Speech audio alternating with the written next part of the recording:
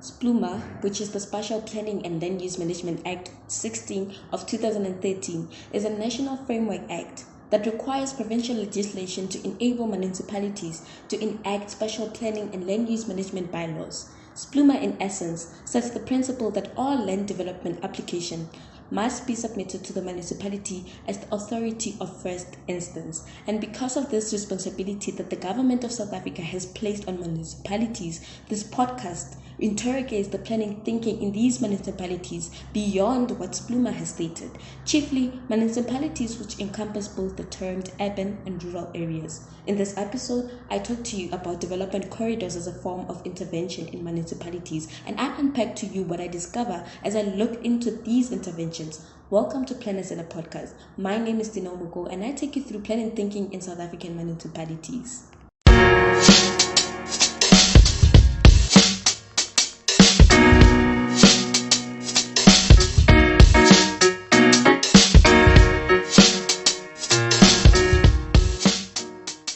Let's talk about development corridors.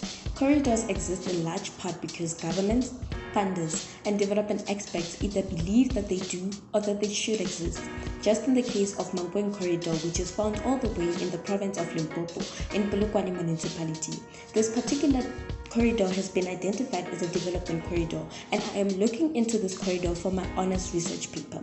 Now, Lamarck and Nugent, in their 2022 journal article titled Introduction to Transport Corridors in Africa, explained that corridors are not straightforward to define and in most cases do not simply exist in a straightforward empirical sense.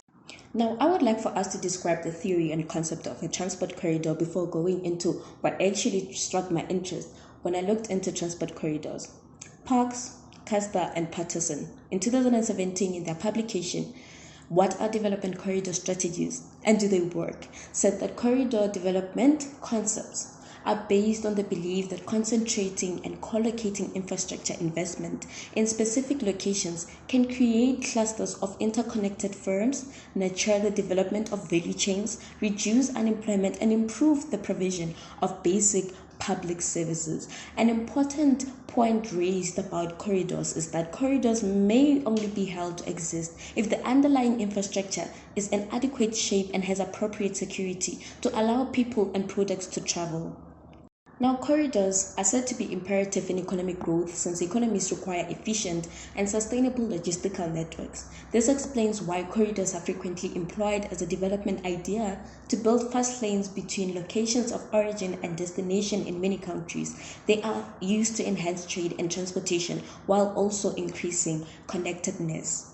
In 2020, the United Nations, in their Economic and Social Commission for Asia and the Pacific publication, stated that corridors are linkages in a transport network that relate to a geographic connection which connects two or more nodes. These are typically economic centers through transportation infrastructure and flows of various forms of transportation.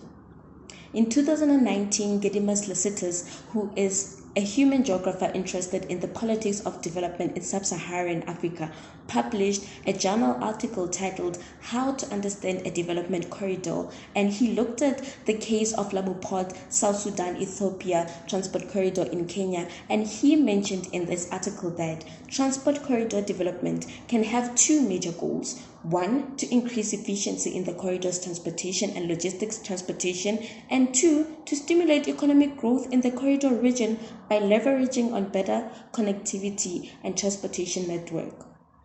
Well, I think that's a little bit enough about a corridor just being a strip of road that connects two places, because a corridor cannot just be for transportation and mobility between two places. Let me elaborate on this. A corridor may improve access to social services such as healthcare and increase people's mobility, contribute to food security, improve social cohesion by actually integrating rural communities, and encourage economic growth in the corridor's vicinity. Governments may also wish to accomplish political objectives such as regional development and job creation, as well as to promote political interaction with neighboring nations.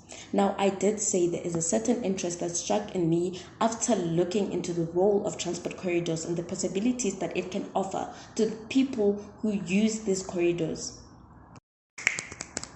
Okay, let's go back to Mankweng Corridor, which has been labeled as a development corridor. Like I have said, I'm currently doing my research on this particular corridor. This struck my interest, and this is what stood out for me when I looked into transport corridors.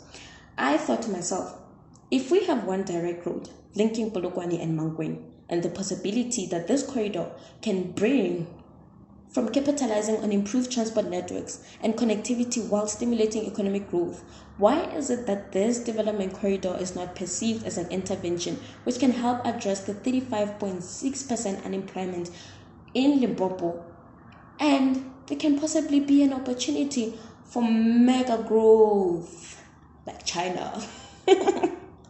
Okay, on a serious note, development corridors have the power to empower previously marginalized regions by offering capitalist accumulation and new frontiers of appropriation. Someone might say, Dineo, you have a lot of hope in development corridors. Why do you believe in a strip of road, and why do you believe that it could bring so much difference?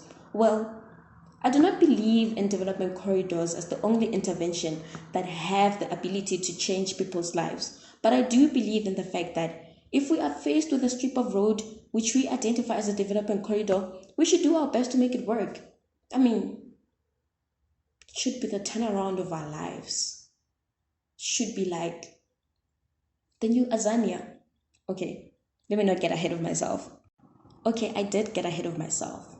But at the end of the day, these were academically considered thoughts. And these thoughts also find me in a situation where I have gone through an advanced planning thought course. Let me repeat that. I have gone through an advanced planning thought course. And through this course, I have been exposed to themes, or rather planning tools.